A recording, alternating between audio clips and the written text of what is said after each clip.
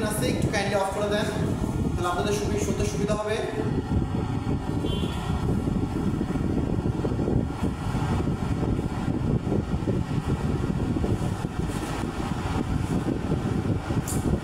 কিছু বললো না তো আমরা আপনার করবো না,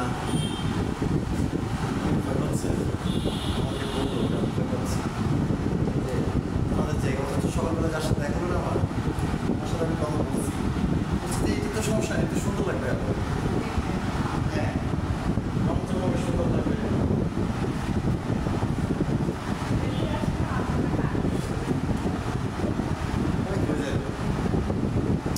সবাই আমাকে ক্লিয়ারভাবে দেখতে পাচ্ছেন এবং শুনতে পাচ্ছেন?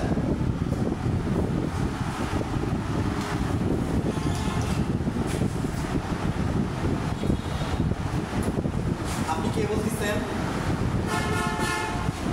নামটা একটু বলবেন প্লিজ। ফেরদৌসী। আজকে ফেরদৌসী ম্যাডাম কত তারিখ?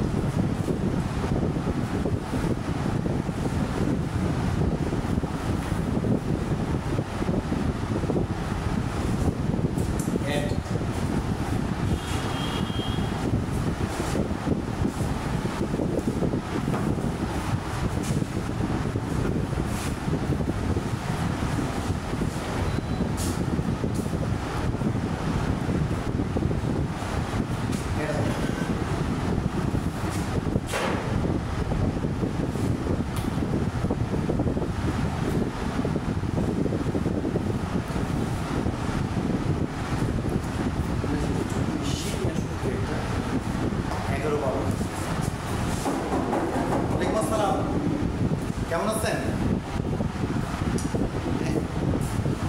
ম্যাডাম? আপনাদের ওই যে জিনিসগুলো সব পাইছেন?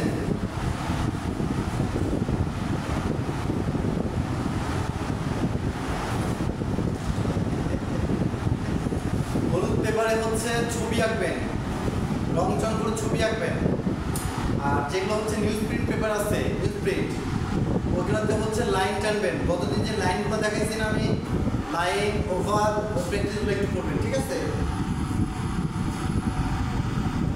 আচ্ছা, গত 2 দিন হচ্ছে আমরা মোটামুটি থিওরি ক্লাস করিনি আমরা।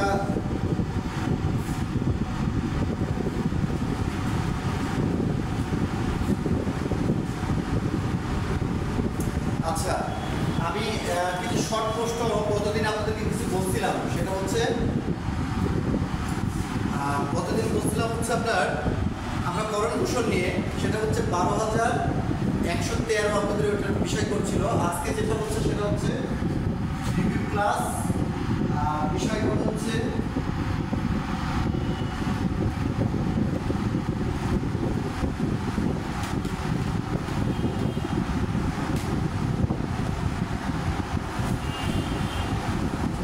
বাংলাদেশ 111। আমি এইখানে যে বিষয়গুলো আছে সেটা হচ্ছে যে আজকে কিছু সংক্ষিপ্ত প্রশ্নের ব্যাপারে আপনাদেরকে বলবো, এবং আপনারা সেটা শুনবেন এবং সেটা বাসায় ভালো মতো একটু দেখে নেবেন, কেমন? কারণ এই সংক্ষিপ্ত প্রশ্নগুলো অনেক বেশি পরিমাণে থাকবে। দেখেন, আমি শুরু করলাম। গ্রিকের 2 জন ভাস্কর্যের নাম? ইগনোস, ইগনিনোস আর হচ্ছে ক্যালিগ্রেস। বিশেষ সভ্যতা কোথায় গড়ে উঠেছিল? মনে আছে কারো? বিশেষ সভ্যতা গড়ে উঠেছিল হচ্ছে নীল নদের অববাহিকায়। মিশরের লিখন পদ্ধতির নাম কি? বর্ণবিদ, হায়ারোগ্লিফিক। শিওর? ওকে। মিশরীয়দের মমির নাম কি?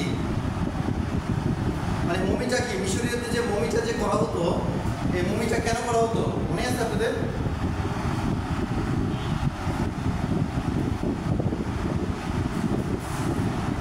মানে মৃতদেহটাকে তো আমরা দাফন করলাম এবং দাফন করার পরে সেটা হচ্ছে বন্য পশু বা বিভিন্ন জীবজন্তুর আক্রমণ থেকে সেটাকে রক্ষা করার জন্য সেটা হচ্ছে সাধারণত মুমি করা হতো, তাই না? আচ্ছা, ব্যাবিলনের সৌর উদ্যান কোথায় অবস্থিত?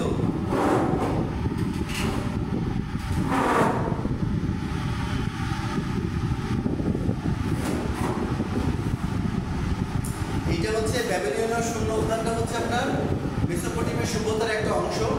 এটা ইরাকের ইউফ্রেটিস নদীকে কেন্দ্র করে গড়ে উঠেছে। নদীর তীরে অবস্থিত এটা বলবেন না, ওকে? ইউফ্রেটিস নদীকে কেন্দ্র করে এই সভ্যতা গড়ে উঠেছে এবং এই ইরাকে এই ঝুলন্ত উদ্যানটা অবস্থিত। প্রাচীন গ্রিসের দুজন দার্শনিকের নাম হচ্ছে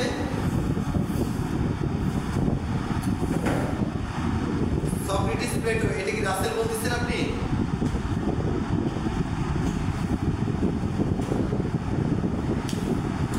উত্তরটা যে দিলেন উনি রাসেল।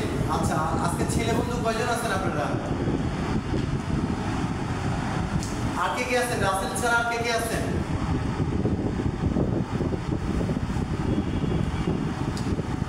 আব্দুল নামে কোনো ভাই আছেন? আব্দুল?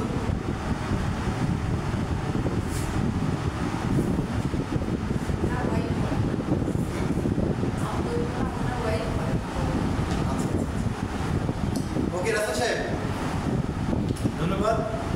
আচ্ছা, এবার বলেন মৌর্য বংশের প্রতিষ্ঠাতা কে? মৌর্য বংশের প্রতিষ্ঠাতা চন্দ্রগুপ্ত মৌর্য। মৌর্যতা উল্লেখ করবেন, ওকে? আচ্ছা, চন্দ্রগুপ্ত মৌর্যের ছেলের নাম কি ছিল?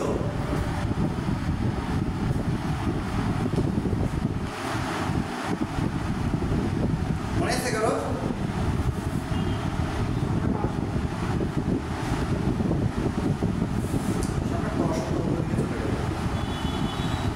হ্যাঁ, ঠিক আছে, সম্রাট অশোক।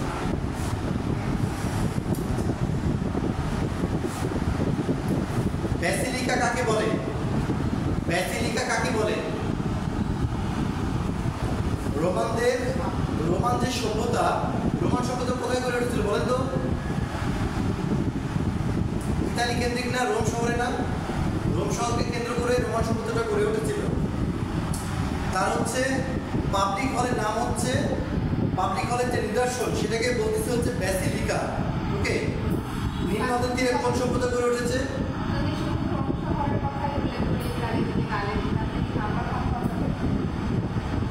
পাবেন, কিন্তু উল্লেখ করতে হবে।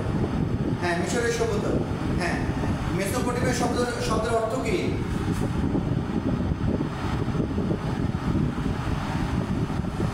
মেসোপটেমিয়া শব্দের অর্থ কি? মেসোপটেমিয়া মানে হচ্ছে, বলেন?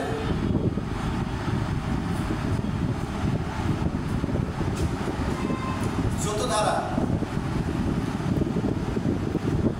বহমান স্রোতধারা, রাইট। আচ্ছা, এই যে সংক্ষিপ্তগুলো যে প্রশ্নগুলো না, এই সংক্ষিপ্ত প্রশ্নগুলো আপনাদের জন্য খুবই ইম্পর্টেন্ট। কেমন? আপনাদেরকে শীট তো দেওয়া হয়েছে। ও, আপনি কি শীট থেকে বলতেছেন? আপনারা কি শীট থেকে উত্তর দিচ্ছেন? শীট থেকে উত্তর দিয়েন না। হ্যাঁ হ্যাঁ, এমনি নিজের মতো করে উত্তর দেন, সেটা ভালো মনে থাকবে। আচ্ছা, মূর্তি কাকে বলে? মূর্তি চিত্র কাকে বলে?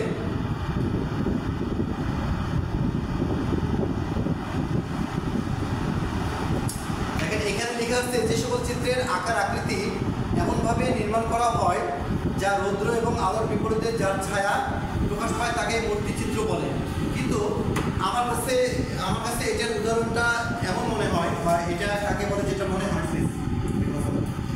এটা মনে হয় হচ্ছে যে মূর্তি যে চিত্র আমরা বলতেছি, মূর্তিটা না করে এটাকে আমরা ভাস্কর্য বলতে পারি, একটু মানে সুন্দর ভাষা। আরেকটা হচ্ছে যে 3D, যার বেজ আছে, যার উচ্চতা আছে, যার ব্যাসার্ধ আছে এবং যে জায়গা দখল করে, ঠিক আছে,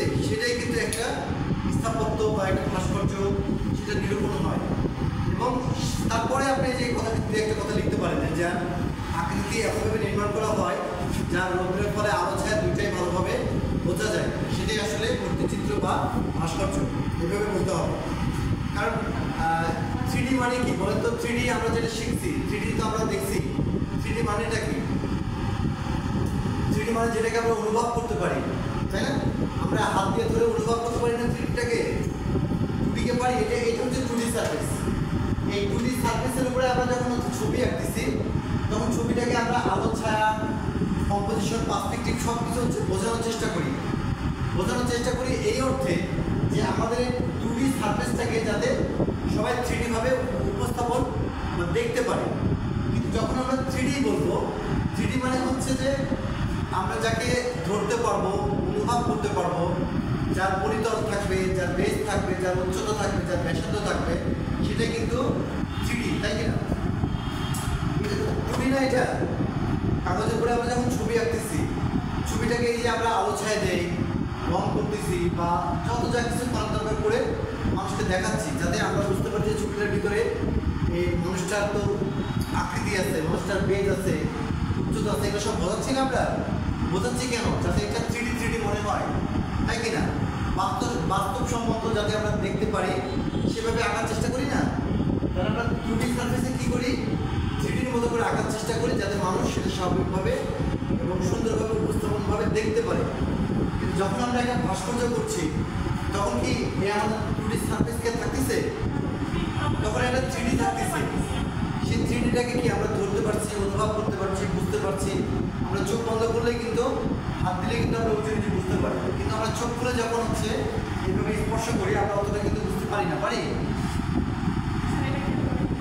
এটা খেয়াল করবেন, আপনি চোখ বন্ধ করে আপনার পিচ্ছিদেরকে মানে এই যে একটু দেখার চেষ্টা করবেন, যে দেখবেন তারা এইভাবে হাত দিয়ে দেখবেন যে তার মুখটা কেমন, নাকটা কেমন, কপালটা কেমন বা আশেপাশে যেগুলো কেমন। আপনি যতটুকু ভালোভাবে অনুধাবন করতে পারবেন, চোখ করে ততটুকু পারবেন না। কারণ চোখ আপনার হচ্ছে কি করতেছে? চোখ আপনার হচ্ছে আকৃতিটা চোখ এঁকে দিচ্ছে, আর যখন চোখ বন্ধ করতেছে তখন আপনার মন এঁকে দিচ্ছে, তাই কি না? তাহলে আপনি হচ্ছে এই যে আর্টিস্টরা, এই যে ধরেন যে একজন আসামিকে ধরার জন্য যখন পুলিশ তার ছবির চেহারা সম্পর্কে কোনো ধারণা নাই বা জানে না সে কেমন দেখতে, কেমন, জাস্ট একজন সাক্ষী আছে, সে বলতেছে তার চোখগুলো এমন, চোখগুলো একটু ছোটো কি বড়, বা নাকটা দেখা কি মোটা, এইভাবে বলে না? তখন দেখবেন একজন স্কেচ করে, ওনার কথা শুনে আর স্কেচ করে। ওই ব্যাপারটাই হচ্ছে তখন উপলব্ধি হয়, ঠিক আছে?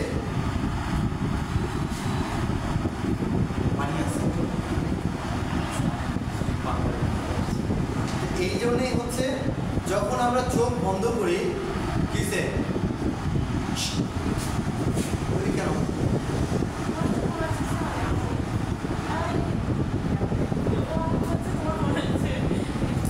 এই জন্য যখন আমরা চোখ বন্ধ করবো, চোখ বন্ধ করার পরে আমরা অনুভব শক্তিটা দেখবেন বেড়ে যায়, 3 গুণ বেড়ে যায়।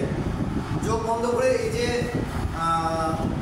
সব মানুষই, প্রতিটা ধর্মেরই দেখবেন মনুষ্য যারা এই যে কি বলবো, আগেকার যেমন হিন্দুদের কিছু ছিল, মুসলিমদের কিছু আছে, বৌদ্ধদের, খ্রিস্টানদের, সবাই দেখবেন যে কি করে চোখ বন্ধ করে ধ্যান করে না?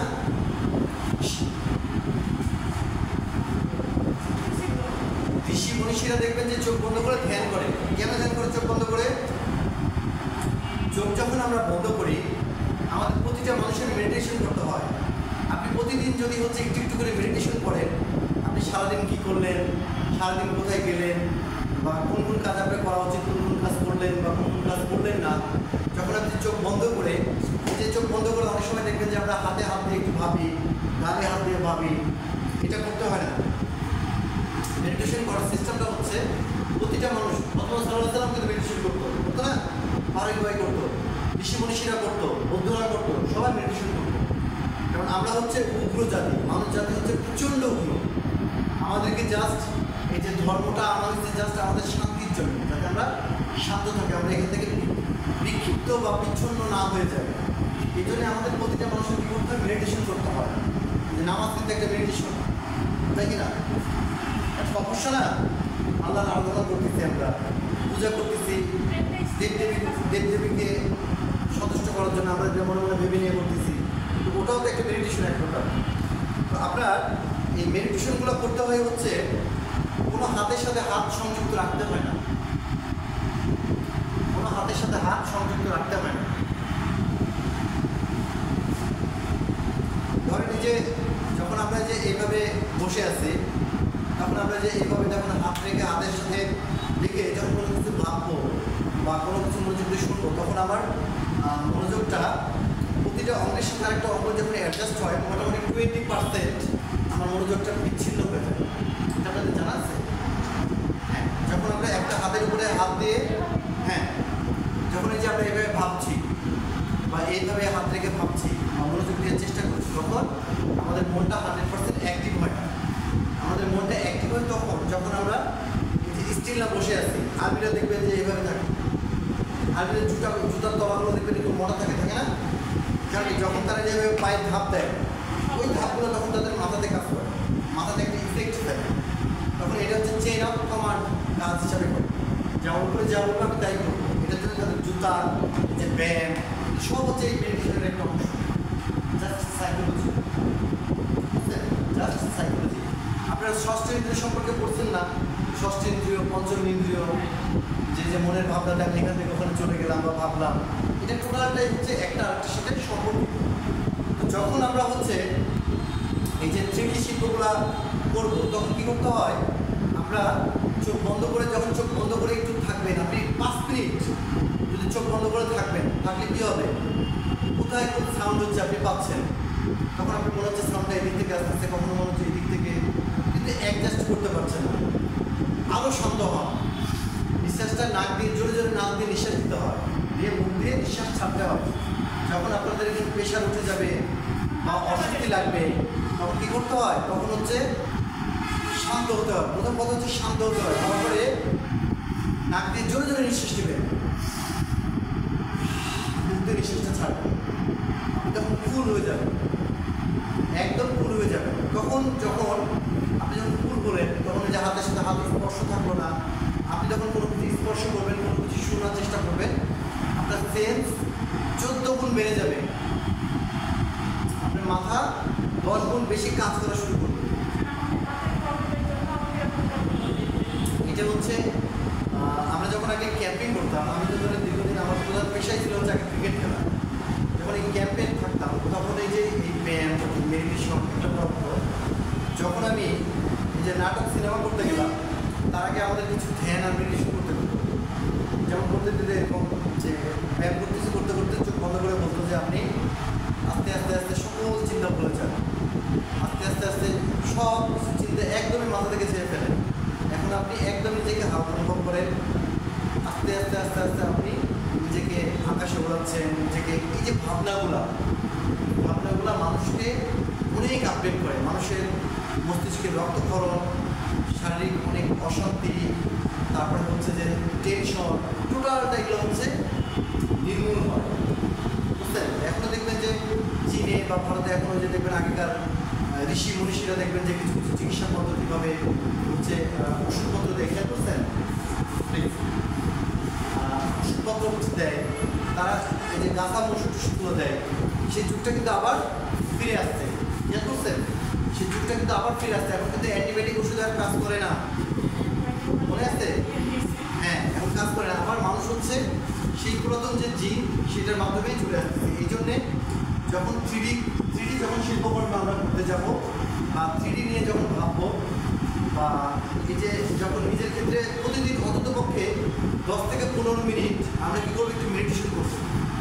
এটা প্রতিটি মানুষের জন্য এটা দরকার। মেডিটেশনটা করবেন একভাবে, একদম হাতের সাথে হাত লাগাবেন না, হাতের সাথে মুখ লাগাবেন না, শান্ত হয়ে বসে জোরে জোরে যদি দেখেন যে অশান্তি বাড়তেছে, তখন জোরে জোরে নাক দিয়ে নিঃশ্বাস নেবেন, মুখে ছাড়বেন, ছেড়ে চিন্তা করবেন যে আজকে আমি সারাদিন কী করলাম, সারাদিন আমার কী করা উচিত, সারাদিন আমি কী করলাম বা কোথায় কীভাবে সময় কাটালাম। যখন আপনি এগুলো ভাবতে শিখবেন, তখন আপনার যে কোনো ক্ষেত্রে কাজের গতি বাড়বে, সেন্সটা বাড়বে, এবং হচ্ছে নিজের যে অশান্তিগুলো, এগুলো আস্তে আস্তে আস্তে আস্তে রিমুভ হয়ে যাবে।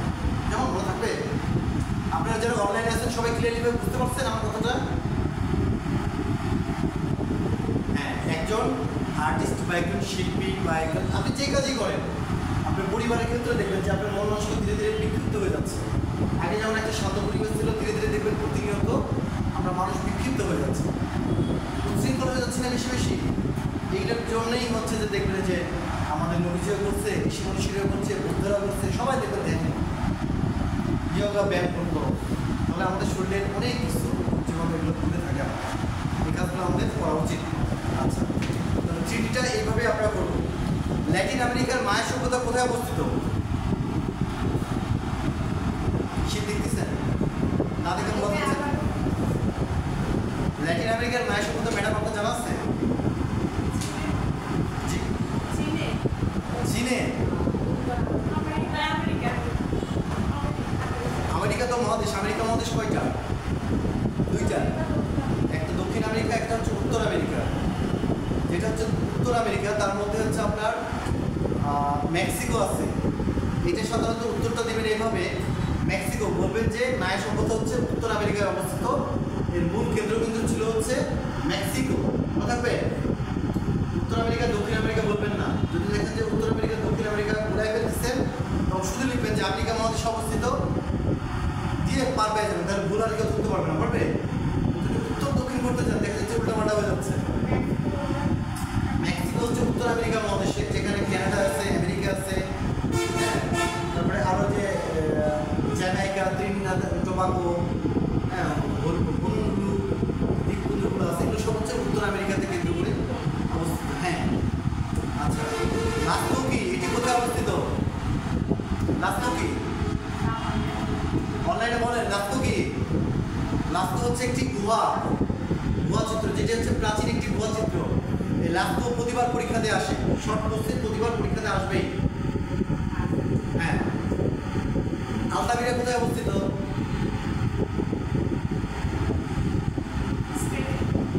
রাইট, স্পেনে অবস্থিত। আলতামিরা হচ্ছে একটি গুহা। এই গুহাটা কি আসলে? এই গুহার নিদর্শনটা কোন আমলে জানেন?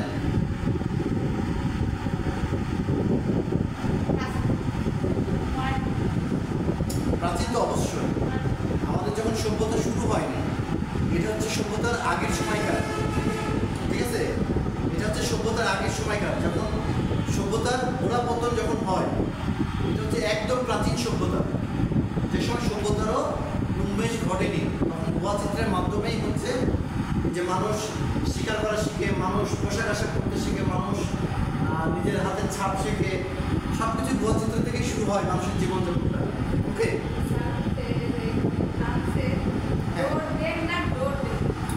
এটা হচ্ছে, এটার উচ্চারণ হবে দৌড়দেন, দৌড়াদেন, দৌড়াদেন। হ্যাঁ, এটা বইয়ে দেখবেন আরেকটু ভালো করে পাবেন। আচ্ছা, এটা হচ্ছে দৌড়াদেন, দৌড়াদেন, দৌড়াদেন আপনি। হ্যাঁ, সিন্ধু সভ্যতা কোথায় অবস্থিত? আমরা তো সবাই জানি কোথায়।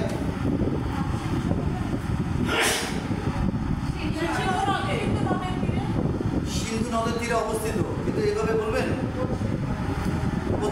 পশ্চিম পাঞ্জাবের লারকানা জেলায় সিন্ধু নদের তীরে অবস্থিত, এটা উল্লেখ করতে হবে। এখন যদি এটা 2 মার্কেট থাকে, তাহলে আপনাদেরকে একটু বিস্তারিত লিখতেই হবে। যে 1 মার্কেট যখন থাকবে তখন এইভাবে লিখতে হবে। আর সিন্ধু কয়টা নগরী ছিল? সিন্ধু সভ্যতা যে গড়ে উঠেছিল কয়টি নগরীতে? 2টা, হরপ্পা আর মহেঞ্জোদারো। এই তথ্যগুলো যখন জানা থাকলো, তখন 1 মার্কের জন্য আপনি লিখতে পারতেছেন, 2 মার্কের জন্য লিখতে পারতেছেন, আবার বেশি মার্কেট হলো মোটামুটি বানিয়ে লিখতে পারতেছেন, তাই না? ম্যাডাম, আপনি এর আগে একদিন আসছিলেন মনে হয় না? আজকে ফার্স্ট আসছে। আচ্ছা আচ্ছা, উনি হচ্ছে অনামিকা। ও আচ্ছা, আপনি অনামিকা। আচ্ছা আচ্ছা, বুঝতে পারছি। আপনি তো হলো যে ওনারই হাজব্যান্ড। হ্যাঁ, আচ্ছা, তাহলে এই যে দেখেন, আবার নিচে আবার প্রশ্ন আবার দিচ্ছে যে লাস্কোটা কি? লাস্কো একটু দূরের দিকেও পাইলাম, লাস্কো একটি গুহা চিত্র, দক্ষিণ ফ্রান্সের ডন লিখছে। একটু আগে বললাম হচ্ছে দোরাদন লিখ বললাম না? হ্যাঁ, এই না, এটা করা যাবে না। দোরাদন লিখবেন, দোরাদন। ওকে, দোরাদন লিখবেন, দোরাদেন, দোরাদেন, দোরাদেন লিখবেন। এই গুহাতে প্রাগৈতিহাসিক প্রচুর চিত্রকলা পাওয়া যায়। যে প্রাগৈতিহাসিক, আমরা যে প্রাচীন চিত্রকলা, প্রাচীন যুগ যেটাকে বলতেছি না, সেটাই আমরা বলবো হচ্ছে প্রাক ঐতিহাসিক। ওকে, প্রাক ঐতিহাসিক। আচ্ছা, আচ্ছা, ইউনিফর্ম কি? একটা লিখন পদ্ধতি। এটা কোথাকার? মানে ইয়ে পাচ্ছেন না, শিওর হয়ে বলতে পারতেছেন না। আর মিশরের লিখন পদ্ধতির নাম কি?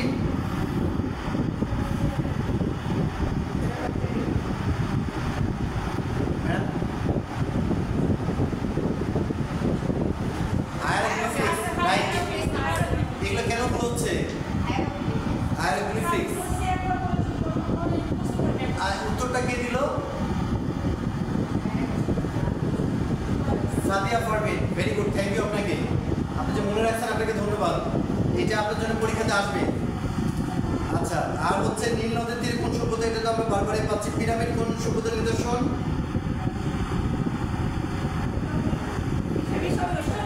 মিশরীয় সভ্যতা। Right right. আর কয়েকজন গ্রিক দার্শনিকের নাম আমরা তো জানি, প্লেটো, সক্রেটিস, মহেঞ্জোদারো আমরা পারবো। অস্টেক সভ্যতা কোথায় অবস্থিত? Latin America. রাইট। এই যে একটু আগে আপনাদেরকে বললাম না যে উত্তর আমেরিকা একটা বললাম, একটা দক্ষিণ আমেরিকা বললাম। এখন অস্টেক এবং মায়া সভ্যতা, দুইটা সভ্যতা আছে। এর মধ্যে হচ্ছে কিছু অংশ হচ্ছে অস্টেক অঞ্চলে, কিছু অংশ হচ্ছে মায়া, যেটা সেটা মেক্সিকো অঞ্চলে। এখনো সবচেয়ে মজার ব্যাপার হচ্ছে এই যে আমরা ইয়ের নাম তো জানি, বড় বনের নাম কি? অ্যামাজন। অ্যামাজন। এই অ্যামাজন বনে দক্ষিণ আমেরিকা মহাদেশ। এটা এখানে ব্রাজিল আছে, চিলি আছে, বলিভিয়া আছে, ইকুয়েডর আছে, আর্জেন্টিনা আছে, উরুগুয়ে, প্যারাগুয়ে, ভেনেজুয়েলা, এই দেশগুলোকে নিয়ে হচ্ছে দক্ষিণ আমেরিকা মহাদেশ। আর একটা হচ্ছে উত্তর আমেরিকা মহাদেশ। সবচেয়ে মজার ব্যাপার হচ্ছে যে আপনার এই যে এইখানে যে সভ্যতাটা আছে, অস্ট্রেলিয়ার মায়া সভ্যতা, এই সভ্যতার ধন সম্পদ এখন পর্যন্ত মানুষ বের করতে পারেনি। বুঝতে পারছেন? এই সভ্যতার বিস্তৃতি এত বৃহৎ, এত বৃহৎ, আমরা এখন এটা বের করার সমর্থ হয়নি। এর মধ্যে এত কীর্তিকলাপ আছে এখানে। একটা মজার ব্যাপার হচ্ছে অ্যামাজনকে তো ফুসফুস বলা হয় না, পৃথিবীর ফুসফুস বলা হয়। এখন এই যে সাহারা মরুভূমি আছে আফ্রিকার, এই সাহারা মরুভূমির যখন বাতাস ওঠে তখন এখানকার যে মরুভূমির যে বালিগুলা, এগুলো উড়ে গিয়ে হচ্ছে ওই অ্যামাজনে যায়। তখন এদের যে একটা ন্যাচারালগত যে একটা সালেকশন প্রক্রিয়া বা ন্যাচারালগত যে প্রক্রিয়া, ওই বালুগুলো দিয়ে প্রক্রিয়াটা সম্পন্ন হয়। বুঝলেন? তো এইটা প্রতিনিয়তই, এটা ছাড়া ওটা চলে না, ওটা ছাড়া এটা চলে না। এইখানে হচ্ছে যে এই মায়া সভ্যতা এবং এই অস্ট্রিক সভ্যতা, এই সভ্যতা এরা এতটা আধুনিক ছিল, যখন আমরা চিন্তা করি যে আমাদের সিন্ধু সভ্যতা ৩,৫০০ বছর আগে আমাদের নগর পরিকল্পনাটা ছিল হচ্ছে যে তখনই রাস্তার দুই পাশে বাতি লাগানো থাকতো। তখন তার এরকম লাইট ছিল না, তখন কুপি বাতি হচ্ছে রাস্তার দুই পাশে লাগানো থাকতো। রাস্তার পাশে ড্রেন ছিল, রাস্তার পাশে ময়লা পানি যাওয়ার জন্য আলাদা ব্যবস্থা থাকতো। সুপ্রিয় খাবার পানি হচ্ছে সবার বাসায় যাতে ভালোভাবে পৌঁছাইতে পারে সেই ব্যবস্থাটাও ছিল। তবে তারা সেই সময় কত আধুনিক ছিল চিন্তা করতে পারছেন? সে অনুযায়ী আমরা কি তাদের মতো আধুনিক? আমরা কিন্তু তারা ৩,৫০০ বছর আগেই তারা হচ্ছে এইরকম ছিল। আমরা হচ্ছে ৩,৫০০ বছর পরে এসেও, ৩,৫০০ বছর পরে এসেও কিন্তু আমাদের এতটা আপডেট হয়নি। বুঝছে? আমাদের কিন্তু এত আপডেট হয়নি। কিন্তু মজার ব্যাপার হচ্ছে এই ৩,৫০০ বছর তো এটা তো আমাদের এইসব সভ্যতাগুলো সম্পর্কে আমরা জানি। যেমন আমাদের আশেপাশের সভ্যতা সিন্ধু, মধ্যপ্রাচ্যের সভ্যতা হচ্ছে মেসোপটেমীয়, আফ্রিকাতে চলে গেলো হচ্ছে মিশরীয়, ইতালির দিকে চলে গেলো হচ্ছে রোমান সভ্যতা, এইদিকে গ্রিসের দিকে হচ্ছে গ্রিক সভ্যতা, গ্রিকের পরে রোমান আসছে। এই হচ্ছে আগে পৃথিবীর এই কটা দেশ। ওইদিকে গেলো হচ্ছে মায়া, অস্ট্রিক। চীনে গেলো জৈবিক সভ্যতা, জাপানে হচ্ছে জাপানি সভ্যতা, আর এই কটাই।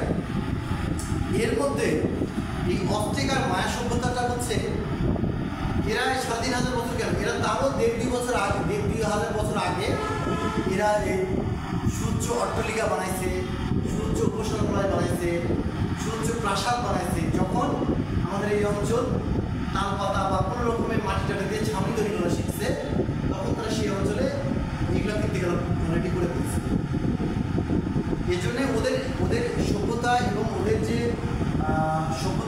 স্টাইল বা ওদের যে নিদর্শন বা দর্শনটা এখনো আমাদের সাধারণ মানুষ আমরা এখনো সেটা উদ্ধার করতে পারিনি বা উন্মোচন করতে পারিনি, বুঝলেন?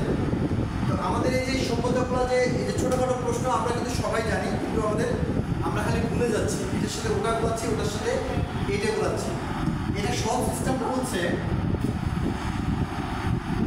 আমি একটু বোর্ডে আপনাদের একটু দেখাই। এই যে ধরেন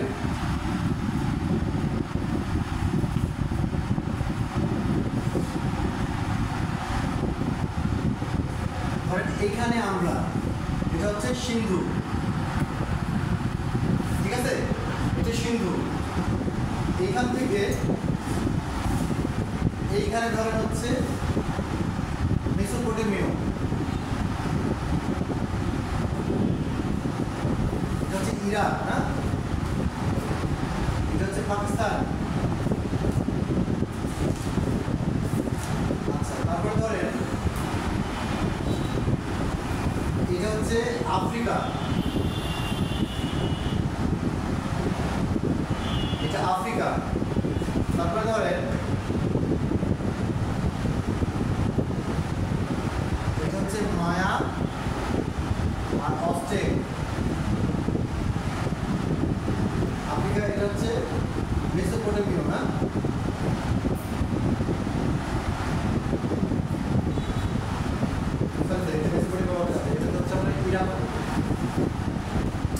ইরাক। আচ্ছা, এদিকে আসলে হচ্ছে, এখানে আসলে জাপান, এটা হচ্ছে জাপানিজ, হ্যাঁ মনে রাখবেন। এটা হচ্ছে চৈনিক, চৈনিক।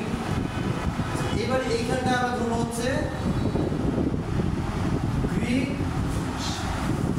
আর একটা ধরবো হচ্ছে রোমান। ওকে, আচ্ছা, এখন এটাই হচ্ছে আমাদের গোটা পৃথিবীর ম্যাপ ছিল।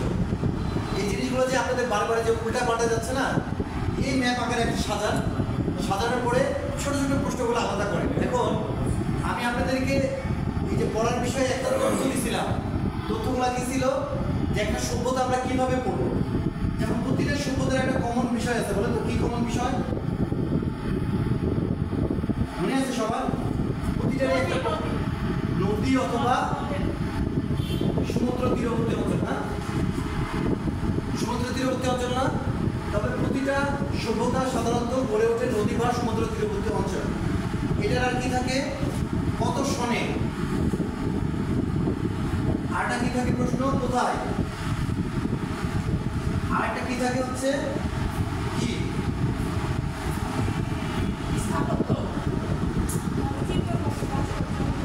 আরেকটু লিখন পদ্ধতি, লিখন পদ্ধতি, তাই না? তারপরে থাকে হচ্ছে চিত্রকলা, স্থাপত্য, আরেকটা থাকে হচ্ছে ভাস্কর্য। আমরা এই বাইরে কিচ্ছু করবো না, এই প্রতিটা সভ্যতায় এই স্টাইলে পড়তে হয়। প্রতিটা সভ্যতা যখন আমরা এই স্টাইলে করবো তখন কোনো কিছু আমাদের ভুল হবে না। হবে, দেখেন যে এই যে আমরা এইটা আলোচনা করে দেখেন যে আমরা সিন্ধু সভ্যতা কোথায়, এটা আমাদের আমাদের পাশে, মানে আমাদের সভ্যতা হচ্ছে সিন্ধু সভ্যতা। এটা আমাদের এশিয়া মহাদেশে। এশিয়া মহাদেশে আর কয়টা সভ্যতা আছে? এশিয়া মহাদেশের টোটাল কয়টা সভ্যতা? 3টা। এশিয়া মহাদেশে 3টা থেকে 4টা সভ্যতা আছে। এশিয়া মহাদেশের মধ্যে তখন আবার ভাগ ছিল মেসোপটেমিয়া, সিন্ধু, চীন, জাপান। সবই এশিয়া মহাদেশ সভ্যতা না? তখন তো চীন জাপান তো আমাদের থেকে অনেক দূরে ছিল। তখন তো আর এরকম উপমহাদেশ ভাগ ছিল না, ছিল সভ্যতা ভাগ ছিল। এই সভ্যতাগুলোই হচ্ছে টোটাল পৃথিবী, তাই কি না? এখন চীন জাপান একটা ধারা, এখানে যে মঙ্গোলিয়ানরা থাকতো, ওকে। আচ্ছা, সিন্ধু সভ্যতা হচ্ছে আমাদের, ইরাক হচ্ছে মধ্যপ্রাচ্য, না? মধ্যপ্রাচ্য যে মুসলিম কান্ট্রিগুলো ছিল, ইরাক হচ্ছে তাদের কেন্দ্র ছিল, মূল কেন্দ্র ছিল ইরাক। আর ইরান ছিল কিছুটা, ইরান পরে আসছে। কিন্তু আমাদের যে জাতি, যে আমরা যে জাতিগুলো, আমরা কিন্তু সব ইরানি জাতি, জানেন? আমরা সব ইরানি জাতি। ইরানি বিভিন্ন যাযাবর জাতি আমরা। আচ্ছা, তারপরে এখান থেকে আমরা যখন চলে যাবো হচ্ছে ওই যে আমেরিকা তো অনেক পরে আবিষ্কার হয়েছে। আমেরিকা আবিষ্কার করছে কে ম্যাডাম? কলম্বাস, রাইট, উনি বেটার। আমেরিকা আবিষ্কার করছে কিন্তু কলম্বাস। আমেরিকা তো আবিষ্কার হয়েছে সেই দিন, খুব বেশি দিন হয়েছে আমেরিকা আবিষ্কার করা। কত সালে ভাইজান? 1700 সামথিং সালে মনে হয়, 1750 সালের দিকে আমেরিকা হচ্ছে আবিষ্কার হয়েছে। আর আমাদের এই সভ্যতাগুলো কবে আবিষ্কার হয়েছে? 3500-4000 বছর আগে। ঘটনাটা বুঝতেছেন? কিন্তু আমেরিকা যখন আবিষ্কার হয় এই মহাদেশগুলা, তার 4-5 বছর, 4000-5000 বছর আগে ওদের সভ্যতা আবিষ্কার হয়ে গেছে। কিন্তু আমরা সেটাকে চিনতাম না, আমরা সেটাকে চিনতাম না। এখন আমরা যে সিন্ধু সভ্যতার মূল ব্যাপারটা কি? নগদ পরিকল্পনা, তাই না? এটার মূল ব্যাপারটা কি? এখানে এই যে ব্যাবিলনীয় শূন্য উদ্যান হয়েছিল, যেটা একটা পৃথিবীর একটা আশ্চর্য ছিল, সপ্তম অষ্টম আশ্চর্য ছিল। তারপরে এর কি আছে? লিখন পদ্ধতি আছে, এর আছে হচ্ছে আর কি আছে? লিখন পদ্ধতি আছে। তারপরে হচ্ছে স্থাপত্য ভাস্কর্য, এগুলো তো আছেই। মানে কোথায় অবস্থিত, কি অবস্থিত, এখানে কতগুলো জাতি আছে, মেসোপটেমিয়ার মধ্যে অনেকগুলো জাতি আছে, যেটা ক্যালিডীয়, ব্যাবিলনীয়, অ্যাসিরীয় আছে না? এখানে বেশ কিছু জাতিগুলোর সমন্বয় হচ্ছে এই মেসোপটেমিয়ার সভ্যতা। আমরা এটা শিখলাম নগর পরিকল্পনা, এটা শিখলাম বিভিন্ন জাতি নিয়ে। আচ্ছা, আর এটা মিশর, এটা হচ্ছে মিশর। আর মিশরের মূলত মূল কীর্তিকলাপটা হচ্ছে কি বলে? মিশরের মূল ব্যাপারগুলো হচ্ছে স্থাপত্য পেজ, স্থাপত্য এবং হচ্ছে যে না স্থাপত্য বা মূল যে ঘটনাটা সেটা হচ্ছে এদের তো লিখন পদ্ধতি আছে, এদের হচ্ছে চিত্রলিপি খুব স্ট্রং। এই মিশররা কিন্তু প্রথম কাপড় আবিষ্কার করে, এটা কি জানেন আপনারা? এই যে কাপড় যে আমরা পরি না, এই কাপড় সর্বপ্রথম তারা আবিষ্কার করে। মিশররা কিন্তু সর্বপ্রথম এই যে জ্যামিতিক যে উপাদানগুলা সর্বপ্রথম তারা আবিষ্কার করে। মিশরীয়রা কিন্তু অনেক আগে, প্রায় 2500 কি 3000 বছর আগে লিখন পদ্ধতি আবিষ্কার হয়েছিল, যেটা মানে মিশরীয়দের এখানে কিন্তু সাহিত্য রচিত হতো। এদের সাহিত্য আছে, সাহিত্যটার নাম ভুলে গেলাম আমি বলতে। এদের সাহিত্য আছে, এদের সাহিত্য গোটা পৃথিবী জুড়ে বিখ্যাত, ঠিক আছে? হ্যাঁ, এদের সাহিত্য, এদের এই যে দাফন কাপড়, এদের পিরামিড এবং এদের হচ্ছে যে এইসব বিষয়গুলো নিয়ে হচ্ছে মিশর। ইরাক হচ্ছে বিভিন্ন যাযাবর জাতি, সিন্ধু সভ্যতা হচ্ছে নগর পরিকল্পনা, চৈনিক সভ্যতাটা আমরা পরে জানবো, জাপান চীন আমরা এখন করি না, এটা পরে বলবো। আচ্ছা, গ্রিক রোমান হচ্ছে এই যে গ্রিক আর রোমান, গ্রিক সভ্যতা কিন্তু আগে আসছে, রোমানটা আছে তারপরে।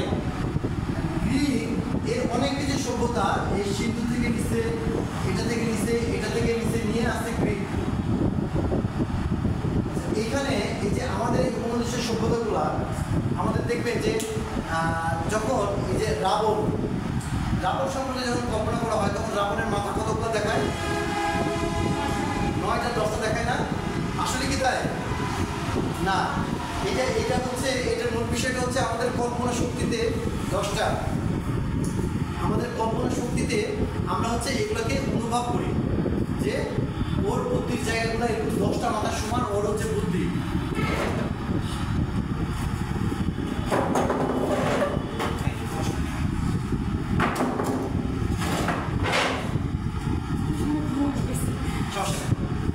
ওকে নিয়ে থাকে। এখন এই যে একটু ভালো করে একটু বোঝার চেষ্টা করেন, আমি সভ্যতাগুলো বোঝাচ্ছি যাতে আপনাদের আর কোনো দিন এই সভ্যতাগুলো নিয়ে প্রশ্ন না থাকে। এখন এই যে আপনার রাবণকে দেখা যাচ্ছে 10টা মাথা, কিন্তু অত 10টা মাথা না, অত মাথা একটাই। 10টা মাথা কোনো অর্থ বোঝাচ্ছে কাল্পনিক অর্থে, যে সে কল্পনা করে নিচ্ছে যে তার 10টা মাথা, ঠিক আছে, 10টা মাথার সমান তার বুদ্ধি, তাকে এটাকে এইভাবে মানুষের সামনে উপস্থাপন করা হচ্ছে। যেমন দুর্গার কয়টা হাত? বড় 10টা হাত, তার মানে বোঝাচ্ছে কি তার 10টা হাতের সমান তার শক্তিটা দেবতারা তাকে দিচ্ছে, তাই কিনা? কিন্তু এটা কি আসলে সত্য? আমরা হচ্ছে অনেক প্রাচীনকাল থেকে আমরা কল্পনা শক্তিকে খুব ভালোভাবে ছবির মাধ্যমে উপস্থাপন করার চেষ্টা করতাম। এটা হচ্ছে একটা পার্থক্য হচ্ছে ইউরোপিয়ানদের সাথে। এখন এই যে ইউরোপিয়ানরা, এদের কিন্তু কোনো জাতিগত মানে সেরকম কোনো ইয়ে নাই, পুরাতন যে জাতিগত কোনো একটা নিদর্শন বা সেরকম যে তাদের বেস, তাদের কিন্তু এই বেসটা কখনোই ছিল না। এই বেসটা তারা শিখতে হচ্ছে এই সিন্ধু, এই মিশর, এই ইরাক, এই গোড়া এই সভ্যতা থেকে আমাদের কাছে ওরা এগুলো নিয়ে গেছে। নিয়ে ওরা তখন শুরু করলো যে এরা হচ্ছে এই অঞ্চলের মানুষগুলো হচ্ছে প্রচণ্ড আবেগী, এই অঞ্চলের মানুষের মধ্যে এত উৎফুল্ল, এত আনন্দ, এরা বসে থাকে, এরা হচ্ছে পান্তা ভাত খেয়ে মাঠে কাজ করে, এরা বলে যাবে বা এইরকম বিভিন্ন কিছু উপাখ্যান ওরা আমাদের প্রতি ধারণা ছিল। কিন্তু এই ধারণা থেকে তারা বের হয় হচ্ছে যে যখন দেখলো যে আমাদের এই যে ভাস্কর্যগুলো, আমাদের স্থাপত্যগুলো বা আমাদের শিল্পকর্মগুলো সিস্টেমগুলো হচ্ছে এইরকম, তখন তারা এরকম না করে তারাগুলো হচ্ছে রিয়েল, তারা বাস্তবসম্মত গেল। বাস্তবসম্মত বলতে তারা যখন একটা ভাস্কর্য বা একটা স্থাপত্য তৈরি করা শিখছে বা একটা ছবি আঁকা শিখছে, তারা যা দেখতেছে তারা সেটাই আঁকতেছে, তারা এর বাইরে যাইতে পারে। মানে ওরা হচ্ছে মুখস্থ বিদ্যা, স্মার্ট জাতি না। দেখেন না ওদের জনগণগুলো কত স্মার্ট, আমরা তাদেরকে ফলো করার চেষ্টা করি, আসলে ওরা আমাদেরকে ফলো করে। আমরা এটা ভুল, আমরা জাতি হিসাবে মানে অনেক আগে থেকে আমরা হচ্ছে প্রসিদ্ধ, আমাদের একটা আলাদা সত্তা আছে, যে সত্তাটা ওদের ছিল না। হ্যাঁ, এই সত্তাটা হচ্ছে ওদের কখনোই ছিল না। তো এরা হচ্ছে তখন কি করলো, এই গ্রিকরা হচ্ছে এই সিন্ধুকে, মেসোপটেমিয়া, মিশরকে ফলো করা শুরু করলো। করে এরা হচ্ছে এর একটা ধারা তৈরি করলো, শিল্পকর্মের একটা ধারা তৈরি করলো। তারা হচ্ছে তাদের যে প্রাসাদ টাসাদগুলোকে আমাদের জাতীয়ভাবে একটা আলাদা করে রূপ দেওয়ার চেষ্টা করলো। করতে করতে করতে করতে এটা যখন এরা যখন করতেছে, তখন ইতালির অনেক সভ্যতা তো অনেক পুরাতন। ইতালি বলতেছে তাহলে আমরা কি দোষ করবো? এই রোমান সভ্যতা আবার কী করছে, এই গ্রিক এবং হচ্ছে যে আমাদের আবার যে কিছু যে মৌর্যগুপ্ত যে সমাজ ছিল না, মৌর্যগুপ্ত একটা বিশাল একটা সমাজ ছিল না আমাদের আরও কিন্তু ছোটো করে কিছু সভ্যতা ছিল। এরা আবার হচ্ছে ওই সভ্যতাগুলোকে ফলো করছে, অশোককে বা বিভিন্নকে ফলো করে, এবং গ্রিককে, এই গ্রিক এবং আমাদের এই মৌর্যগুলোকে ফলো করে তারা একটা সভ্যতা তৈরি করছে, সেটার নাম হচ্ছে রোমান সভ্যতা। বুঝলেন? আর শুধুমাত্র এই যে মায়া, যেটা আমেরিকা মহাদেশে আছে, এই মায়া আর অস্টেক এই সভ্যতাগুলো অনেক লেটে মানুষের সামনে আসছে, এবং তাদের সম্পর্কে পৃথিবীর আর কারোর ধারণা ছিল না। তারা এত গহীনে থাকতো, তাদের কোনো আর ধারণা ছিল না। এই হচ্ছে আমাদের গোটা পৃথিবীর আগেকার হিস্ট্রি, কোথা থেকে কীভাবে আসছে, কোথায় কীভাবে হলো, এটাই হচ্ছে হিস্ট্রি। এই হিস্ট্রিগুলো সম্পর্কে এইভাবে টোটালগুলো নেবেন, নেওয়ার পরে একটা করে করবেন যে মিশরের লিখন পদ্ধতির নাম কি, মিশরের সাহিত্য কি, মিশরের মূল ব্যাপারগুলো কী কী আছে, পিরামিড আছে, বিভিন্ন রাজপ্রাসাদ আছে, ধর্ম উপাসনালয়গুলো আছে না, এটা হচ্ছে মেন। আর হচ্ছে কি আছে, এই যে বিভিন্ন যে যারা মারা যেত তাদেরকে দাফন করার জন্যে তারা প্রথমে মমি করা শুরু করলো। মমি তো সবাইকে করতো না, মমি করতে হচ্ছে যেগুলো হচ্ছে রাজকীয় যে ব্যক্তিবর্গ ছিল বা রাজ কর্মচারী ছিল বা রাজারা ছিল, শুধুমাত্র তাদেরকে মমি করা হতো, আর সাধারণ যে মানুষগুলোকে তাদেরকে দাফন করা হতো। এখন রাজাদের কীর্তিকলাপ দিয়েছেন, ওরা তো অন্যভাবে রাখবে। এখন গরিব মানুষের নারী গরি হারুটি কোথায় কীভাবে কে খাইলেও দেখার কিছু নাই, আছে কিছু নাই।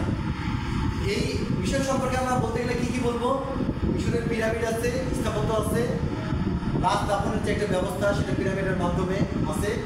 তারপরে আছে এদের সাহিত্য আছে, এদের লিখন পদ্ধতি আছে, এদের জ্যামিতিক নকশা আছে, যারা পৃথিবীতে প্রথম। মেসোপটেমিয়া সম্পর্কে কীভাবে বলবো, এটা হচ্ছে মধ্যপ্রাচ্যে, আর ইরাক, মিশর হচ্ছে আফ্রিকা মহাদেশে। এখন ইরাক হচ্ছে মেসোপটেমিয়া যে মধ্যপ্রাচ্য যে অঞ্চল ছিল, সেখানে বিভিন্ন যাযাবর জাতীয়, ক্যালেডীয়, এশিরীয়, ব্যাবিলনীয়, হ্যাঁ, এই 5-6টা দেখবেন যে জাতি আছে, জাতিগুলোর সমন্বয়ে এই হচ্ছে মেসোপটেমিয়া সভ্যতা গড়ে ওঠে তখনকার সেই মধ্যপ্রাচ্য অঞ্চলে। এবং এখান থেকে তারা বিনিময় প্রথার মাধ্যমে তারা তাদের জাতিকে সমৃদ্ধ করেছিল। ঠিক আছে, বিনিময় প্রথার মাধ্যমে এই সভ্যতাটার নিজস্বতা ছিল, এই মিশরের সভ্যতার নিজস্বতা ছিল, সিন্ধু সভ্যতার নিজস্বতা ছিল, কিন্তু এই মিশরের সভ্যতার নিজস্বতা নাই, আছে রোমান গ্রিকের নিজস্বতা নাই। এরা হচ্ছে ভণ্ড জাতি, এরা হচ্ছে এদের জাতিগুলো তো এখান থেকেই আসছে, এদের মূল কেন্দ্রটা কিন্তু এখানে এখান থেকে এগুলো কিন্তু ভাগ হয়েছে, এগুলো তো ভাগ হয়েছে। কেন ব্রিটিশটা নিয়ে গেল না? আমরা ব্রিটিশটা নিয়ে গেল কিছুদিন আগে আমরা দেখছি, তাই না? জানি। তারপরে দেখেন যে এইবার আমাদের অঞ্চলে আসে।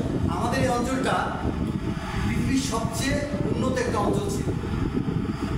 হ্যাঁ, আমাদের এই অঞ্চলের মধ্যে যেমন দেখবেন যে নাতিশীতোষ্ণ অঞ্চল না, ওটা পৃথিবীর মধ্যে সন্তান উৎপাদন লালন পালনের জন্য এই মহাদেশটাকে সবাই বেছে নিত পূর্ব যুগে।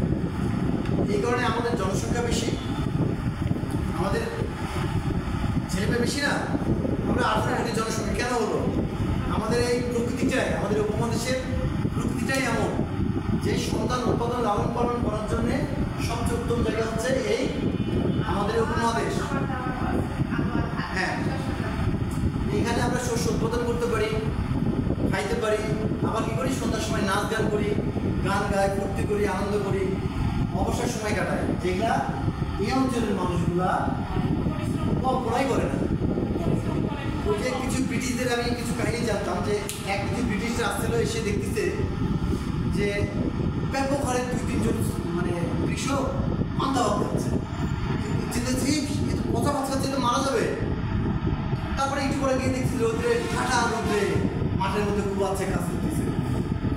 ওই যে রোদ করতেছে না, ও কিন্তু সত্য কথাই বলছে যে কথা ভাত খাচ্ছে, কথা ভাতের কিন্তু একটা আলাদা একটা ইফেক্ট আছে, ব্যাকটেরিয়া আছে। ওই যে রোদের সাথে যে কানেকশন হচ্ছে, ওর যে পরিশ্রম হচ্ছে, ওগুলোতে ব্যাকটেরিয়া কোথায় পায়? এখন ওরা পান্তা ভাত খায়, ওরা খাওয়া শিখছে, বুঝছেন? ওরাও খাওয়া শিখছে। এই যে ব্যাপারগুলা, এই ব্যাপারগুলো যখন ওরা আমাদেরকে দেখে কি রে এরা এত আনন্দপ্রিয় কীভাবে, এরা এত শান্তিপ্রিয় কীভাবে, এদের এত ধন সম্পদ কীভাবে? প্রাচীনকাল থেকে আমাদের সিস্টেমটা এমন, কারণ আমাদের ফসল উৎপাদন, আমাদের খাদ্যশস্য উৎপাদন বা যাবতীয় যা যা প্রয়োজন সব কিছু আমরা নিজেরাই করতে পারতাম। হ্যাঁ, মানে কারোর উপরে স্বাবলম্বী না, মানে আমরা নিজেরাই স্বাবলম্বী। এই কারণে আমাদের এই সভ্যতার নগর পরিকল্পনায় সবচেয়ে উন্নত, কারণ আমাদের খাদ্য চিন্তা নেই, আমাদের বাসস্থানের চিন্তা নেই, আমাদের অন্য কিছুর চিন্তা নাই। তাহলে আমাদের তো শখ আসবেই। যেমন আপনি যদি এখন 10 টাকা ইনকাম করেন, আপনি প্রথমে কী টার্গেট থাকে যে আপনার পেটে ভাত দিতে হবে, পেটে ভাত দেওয়ার পরে আমাদের আনুষঙ্গিক চাহিদা পূরণ করতে হবে, তারপরে আমরা শখ পূরণ করি, তাই কিনা? আগেকার যুগে থাকতো হচ্ছে 10 টাকা ইনকাম করলে 60 টাকা তারা খাইতো, 3 টাকা পড়তো। আর এখন হচ্ছে 10 টাকা ইনকাম করলে 60 টাকা হচ্ছে পোশাক আশাক করে, 3 টাকা হচ্ছে আমাদের 60 টাকাতে বর্তমান যুগে ফ্যাশনে চলে, বুঝতে পারছেন? এই জন্য আমাদের অধপতনটা দ্রুত হচ্ছে। কারণ দেখবেন যে আগেকার আমাদের বাবা মাগুলো সবাই সম্পত্তি কিনছে, এখন আপনি এই যুগে কিনতে পারবেন? আমার এলাকায় এক কাঠা মাটির দাম 50 লাখ টাকা। হ্যাঁ, তো আমি দেখা যাচ্ছে যে চাকরি বাকরি করে রিটায়ার করে যে টাকা পাবো, 1 থেকে 1.5 কাঠা মাটি বেশি আমি কিনতে পারবো না। যদি সৎভাবে থাকি, তাই অসৎভাবে তো সবাই করে, সৎভাবে কেউ করতে পারে। কিন্তু এখনকার যুগে আমরা আমাদের এই জেনারেশন, আমরা কেন মাটি কিনতে পারবো? আমাদের বর্তমান যুগ হচ্ছে ক্ষয়ের যুগ, ক্ষয়ের যুগ, কলি যুগ বলে না? লালনের গানটা লালন কিছুতে দেখবেন সব কিছুতে কলি যুগের কথা উল্লেখ আছে, ধর্মেতেও উল্লেখ আছে, বা ওই হিন্দুদের মানে বিভিন্ন কোরআনে মানে ধর্মগ্রন্থগুলোতে উল্লেখ আছে যে এটা হচ্ছে কলি যুগ, এটা হচ্ছে ঝুলে যাওয়া যুগ। এই জন্য এই যুগে আমরা 60 টাকা ইনকাম, 10 টাকা ইনকাম করে 60 টাকা পোশাক করি। ভাবি আপনার কানগুলো তো সুন্দর, দেখেন আমি একটা কিনেছি ভাবি, বা আমার পোশাকটা ভাবি যে পাকিস্তানি হোম ড্রেস, এগুলো কিনতে গেলে করি না আমরা? বা আমরা ছেলেরা বলি দেখ আমার বাইকটা কত সুন্দর, কত আপডেট, 2.5 লাখ টাকা দিয়ে বাইক কিনেছি, আর পাশে একজন বিয়ারিং গাড়ি বা একটা সাইকেল, ভাঙা চলা সাইকেল চালালে চলে যাবে, তাই না? কিন্তু সাইকেল যে চালাচ্ছে তার শরীরে দেখবেন ভালো আছে, তাই কি না? তাহলে ব্যাপারটা উল্টা হয়ে গেছে না? এখন আমরা 10 টাকা ইনকাম করলে 60 টাকা হচ্ছে করি, আর 3 টাকা হচ্ছে খায়, তাহলে আমাদের উন্নতি হবে হবে। এখন ফ্ল্যাট কিনতেছে, এই জন্যই তো 40-50 লাখ টাকা দিয়ে ফ্ল্যাট কিনতেছে, অরভাবে মাটি কেনার সামর্থ্য কারো না। এই যে মনে করেন আমি 3 কাঠা মাটি পাইছি, 3 কাঠা মাটি পাইছি, 3 কাঠা একটা জায়গার দাম হচ্ছে 80 লাখের মতো, আর বাড়িটা হচ্ছে 50-এর মতো। এখন পাইছি বেশ ভালো কথা। এখন আমি আমার আব্বা মরে যাওয়ার আগে বলছিলাম যে এই যে আপনি মরে যাওয়ার পরে আমরা আবার এগুলো পাবো, এগুলো তো আমরা ভোগ করতে পারবো, দিয়ে কি লাভ? তার থেকে বিক্রি করে দিই। হ্যাঁ, একটা বলতেছি যে কে বলছি কেন পারিনি, আপনার পরে আমরা বসবাস করতেছি, আমার পরে আমার ছেলে বসবাস করবে, আমার কি লাভ হইবে? আমার কোনো লাভ আছে? ব্যাপারগুলো হচ্ছে আমাদের চিন্তা ভাবনা কালচারটাই হয়ে গেছে ধ্বংসাত্মক কালচার। আমরা কোনো মানুষ যদি এখন সাইকেল চালায়, আমরা আগে তাকে দেখতে পারি না, এই কি করি, আমরা তাকে আগে মূল্যায়ন করি না, করি? আমরা কিন্তু আগে তাকে মূল্যায়ন করতে পারি না। আমরা সবার আগে চিন্তা করি আমাদের একটা স্মার্টফোন থাক, আমরা সবার আগে চিন্তা করি আমাদের একটা ভালো বাড়ি থাক, সবার আগে চিন্তা করি আমার কোনো একটা এসি থাক। ওই মানুষগুলোরই তো ক্ষয়ক্ষতি বেশি হচ্ছে। তো আমরা যখন আমাদের এই যে চিন্তা ভাবনা কালচারটাকে যখন স্বাভাবিক করবো, তখন আমরা ধীরে ধীরে চেঞ্জ হবো। এখন এই চেঞ্জটা কে করবে? হ্যাঁ, এই চেঞ্জটা করার জন্যে একটা মাত্র উপায় আছে, সেটা হচ্ছে আমাদের কালচার। আমাদের কালচার যখন ধ্বংস হবে তখন আমরা ধ্বংস হয়ে যাব। আমাদের কালচারটা কি? আমাদের যে কালচারটা মানে তো আমাদের জিন। যেমন দেখবেন যে আমাদের আগেকার মায়েরা বা পুকুরা বা দাদি নানিরা কোনো কারোর বিয়েতে দেখবেন বিভিন্ন রকম গান বাজনা গায়, করে না? গীত গায়। এই যে তাদের যে খুশি, দেখছেন কত বড় খুশি, তাদের আয়ু বেড়ে যায়। আমাদের মায়েরা দেখবেন এখনো সুযোগ পেলে একটু গল্প করে বা টিভিতে বাংলা দেখার চেষ্টা করে। তারা তো হিন্দি বুঝে না, বুঝে ইংলিশ বুঝে না, আমরা তো ডিসপ্লে শুনে অভ্যস্ত। তারপরে ধরেন যে এই যে খাবার দাবার, পিৎজা ছাড়া কিছু বুঝি না, বা জুস খাচ্ছি বা বিভিন্ন রকম খাবার দাবার খাচ্ছি, তাই না? কিন্তু আমাদের যে ঐতিহ্যবাহী যে খাবার, তার মধ্যে কোনো বিষ আছে? আমরা প্রতিটা সেক্টর থেকে আমরা হচ্ছে ছন্ন ছড়া হয়ে গেছি। আমরা সবাই চাচ্ছি যে আমরা অনেক আপডেট হবো, অনেক আধুনিক জাতি হবো, কিন্তু আমরা যত দিন যাচ্ছে আমরা তত ডিভিশন যাচ্ছি। আমাদের এই সিন্ধু সভ্যতাটাই, এই জন্যই বললাম যে সিন্ধু সভ্যতার সে আমলে এত আপডেট যেটা আমরা কল্পনা করতে পারি, আমরা তারা এখন ধারে কাছে নাই। এই জন্যই হচ্ছে আমাদের এত অধপতন। এখন আপনি কিন্তু ওই যে নর্মাল কিন্তু একটা বোরকা পরে কিন্তু এখানে আসতেছিল, বা নর্মাল কাপড় চোপড় আমরা পরে বাইরে যাচ্ছি না, মানুষদের কী করবে? ভালো মতো করতে হবে না, বুঝাতে হবে না? একটু পুরাতন হলে তো নিজেদের লড়তে লাগতেছে। তাহলে আমাদের মনেই তো সমস্যা, আমরা ওগুলোতে করে উঠবো কীভাবে? আমাদের আগে আমার ওয়াইফই বলে যে তুমি আমার কোনোদিন শোনা না, কিছু দাও নাই, হ্যান দেন নানান রকম কথাবার্তা। এখন আমি বলি যে আসলে এগুলো নিয়ে করবে রাখি, মানুষকে দেখাবা। তুমি এই টাকাটা নিয়ে, আমি বলছি তুমি এই টাকাটা নিয়ে, আমি টাকা দিচ্ছি, তুমি এই টাকাটা নিয়ে তুমি ধানের চাষ করো। হ্যাঁ, তুমি নিজের উৎপাদনশীল হতে পারো, তুমি এগুলো নিয়ে কী করবা? দরকার আছে? মেয়েদের এই জিনিসগুলো ছেলেগুলো যে বিপদে পড়ে, ঠিক আছে, একটু সিরে চুলে কান্দো, কিছু দিল না, কিছু দিল না, এই যে নানান কিছু, এই জিনিসগুলো হচ্ছে আমাদের অবক্ষয়। এই জিনিসগুলো পূর্ব যুগের মানুষ হচ্ছে গড়ে তুলছে, আর আমরা দেখাচ্ছি। ভাবি দেখছেন আমার এটা হচ্ছে কি সাত পায়ের নুন না কি যেন কয়, এত দাম মুড়ি হাত, যার দাম 3 লাখ টাকা। এখন সারা আমার বইয়ের হচ্ছে বলবে যে আমার তো কিছু না, আমাকে একটা দূর যার দাম 5,000 টাকা। আমার বউ তো ভয় আর ওটা দেখাবে না, কোথায় 3 লাখ টাকা, কোথায় 7 লাখ টাকা দিয়ে এসে আমার করে অত্যাচার শুরু করবে। তোমার সংসার করবো না, আমি মেয়ে বলে এই সংসার করে গেলাম। এই যে একটা ডায়লগ আছে না, আমার মতো মহিলা বলে, আমার মাও এই কথা বলে, আমার আব্বাকে বলে, আমার মতন মেয়ে বলে এই সংসার করে গেল, অন্য কেউ হলে জীবনে ছেলে মানুষ এইসব বিষয় নিয়ে চিন্তাই করে না। ছেলে মানুষ হচ্ছে উশৃঙ্খল জাতি। ছেলে মানুষের সবসময় বাইরে থাকার মতন একটা মনমানসিকতা। ছেলে মানুষকে সংসার করতে দেওয়ার মানে হচ্ছে তাদেরকে কন্ট্রোল করে রাখা। সংসারটা মানে হচ্ছে কন্ট্রোল থাকা। ছেলে মানুষ কিন্তু প্রচণ্ড জেদি, অহংকার সব কিছুই থাকে তাদের মধ্যে। এটা কন্ট্রোল করার জন্য ধর্ম এবং আদার্স কিছু, কিন্তু মেয়েরা এগুলোকে মনে করা হচ্ছে অন্য কিছু হবে, বিষয়গুলো সঠিক না।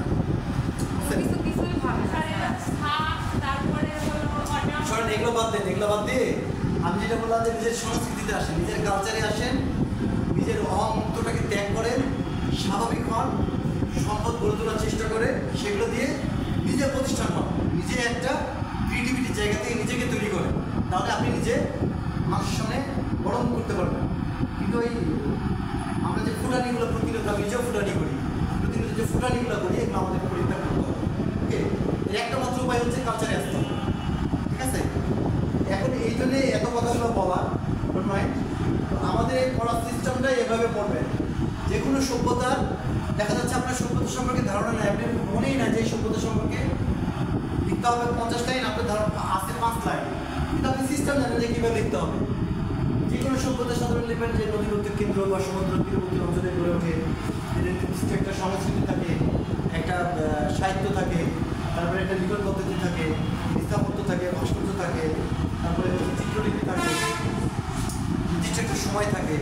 এইভাবে যখন এই যে সভ্যতাগুলো ভাগ করবেন, বলবেন যে মিশর এটা, মেসোপটেমিয়া এটা, সিন্ধু এটা, জাপান এটা, জৈনিক এটা, গ্রিক রোমান এটা, মায়া অস্টেক এটা, তাহলে আপনার এই 14 দিন পড়া লাগবে না, মাত্র 5 দিন পড়বেন। আমি বারবার বলতেছি ফিজিক্যাল বিষয়গুলোর জন্য মাত্র হাতে রাখবেন 5 দিন A+, ওকে? 5 দিন A+, একটু বেশি সময় দেবেন না। আমি তো বলছি যে আমি ক্যাম্পাসে আমার ওয়াইফ 1.5 মাস থেকে পড়ে, লেখার পরে আমি পড়ি হচ্ছে 5 দিন, সে পাই 82, আমি পাই 80। খারাপ তো না, খারাপ। এই জন্য থিওরিক্যাল নিয়ে ডোন্ট টেনশন, থিওরিক্যালের জন্য আমি আসছি। পরীক্ষার 5 দিন আগে যা যা করা লাগে আমি সব করে দেবো। খালি এখন এইভাবে এখন বইয়ে চোখ গোলাবেন, যে সিটগুলো যে অফিস থেকে যেগুলো দিচ্ছে এগুলো যা সিট করে দেখবেন আর চোখ গোলাবেন, মনে করবেন, মুখস্থ করবেন না কেউ। আর এর বাইরে একটা কিছু করবেন না, যতটুকু বললাম এর বাইরে একটা কিছু করবেন না, একটা কিছু দেখবেন না, জাস্ট একটু রিডিং আকারে চোখ গোলাবেন, কিচ্ছু করবেন না, ঠিক আছে? এটা ভালো রেজাল্ট করে দেওয়ার দায়িত্ব হচ্ছে আমার। অনলি 5 দিন, এই সারা বছর এগুলো পড়ার দরকার নেই। 5টা দিন পড়বেন এনাফ। যা যা লেখা রাখবে, কীভাবে লেখা রাখবে সেটা আমি পরীক্ষার আগে আমার ফাইনাল সাজেশন দেব, ওকে? তাহলে থিওরিক্যাল বিষয়টা আমরা মোটামুটি এতটুকু পর্যন্তই রাখি আজকে। আমরা তো এখন সব রিভিশন ক্লাসগুলো করছি, এবং এর মধ্যে আপনাদের আগামী ক্লাসের জন্য বা অন্যান্য ক্ষেত্রে সমস্যাগুলো কী কী হচ্ছে থিওরিক্যাল জন্য, সমস্যাগুলো যেটাই হোক সমস্যা খাতাতে লিখে রাখবেন যে এটা আমি স্যারকে প্রশ্ন করবো, এই সমস্যাগুলোর উত্তরের জন্য আমি এইভাবে প্রশ্ন করবো, এগুলোর উত্তরটা আমি স্যারের কাছে জেনে নিব যাই বা এটা কীভাবে করতে হবে, ওকে? ঠিক আছে? অনলাইনে যারা আছেন এই বিষয়ে কোনো প্রশ্ন আছে?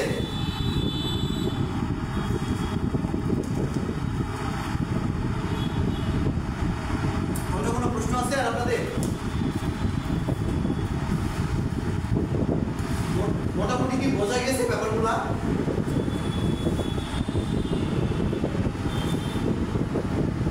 নেটের সমস্যার জন্য মাঝে মাঝে একটু সমস্যা হচ্ছে, এটা তো আসলে আমাদেরও হাত নাই, অনেক সমস্যা হয় স্যার, বোঝাই যায় না, কিছু বোঝা যায় না। তাই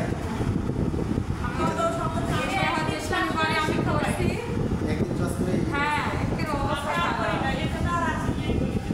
আচ্ছা, আমি তো আপনাদেরকে একটা অপশন দিয়েও রাখছি, যেমন আমি কিন্তু রেগুলার আপনাদের এখন ড্রয়িং দেখতেছি, সেটা তো খেয়াল করছেন না? জি ম্যাডাম বলেন। হ্যালো, একজন কথা বলতে চাইলেন আমার সঙ্গে?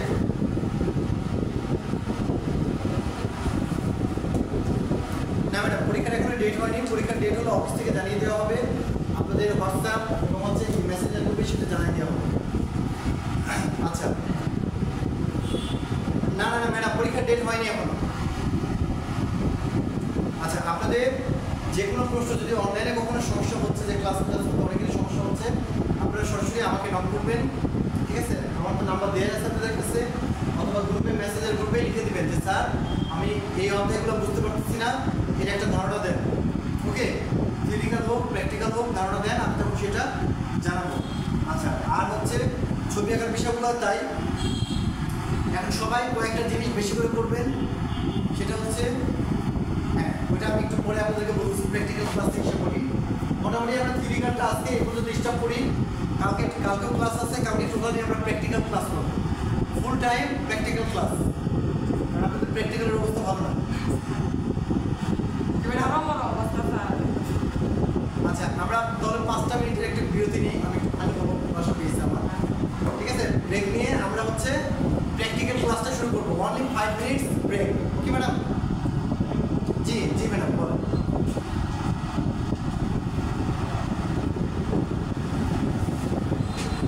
জি আমি শুনতে পাচ্ছি, বলেন।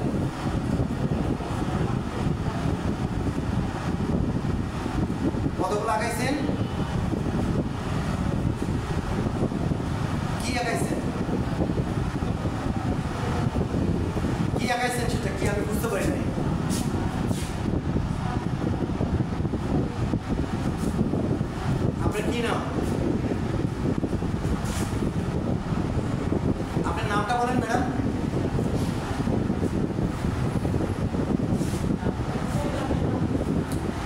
ছবি আঁকাইছেন 48টা, তাই বলতেছেন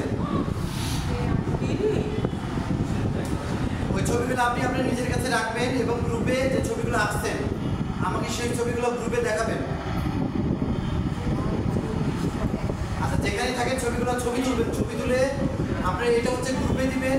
গ্রুপে দেওয়ার পরে আমি ছবিগুলো হচ্ছে দেখবো, আপনার 48টা ছবি আমি দেখবো, ঠিক আছে? আর ছবিগুলো হচ্ছে ক্লিয়ার। জি জি জি, বলেন ম্যাডাম, বলেন, প্রশ্নটা বলেন।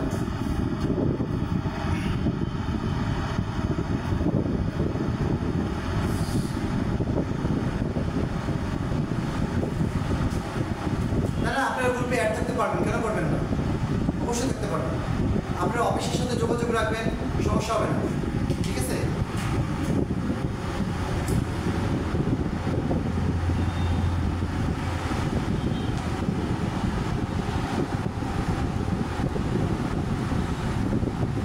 আমি আছি, আমি আছি। গ্রুপে যদি আপনারা নাও থাকতে পারেন, যেমন গত বছর স্টুডেন্ট হয়ে যে পরীক্ষার আগে আমার সাথে 3 জন কন্ট্যাক্ট করছে, তাদের কি ছবি আঁকতে হবে, বিভিন্ন ছবি আঁকছিল, একে আমাকে পার্সোনালভাবে দেখাইছে, আমি সেই সমস্যাগুলো সমাধান করে দিচ্ছি। এভাবে আমি যোগাযোগ রাখছি, ঠিক আছে? আপনারা আমার সাথে যোগাযোগ রাখবেন, তাহলেই হচ্ছে, সমস্যা নেই। আমি আমার জায়গা থেকে যেটা করা উচিত আমি সেটা করবো অবশ্যই, কেমন? তো ওকে ম্যাডাম, 5টা মিনিটের আমরা জাস্ট বিরতি নিচ্ছি, এসে আমরা প্র্যাকটিক্যালটা শুরু করবো।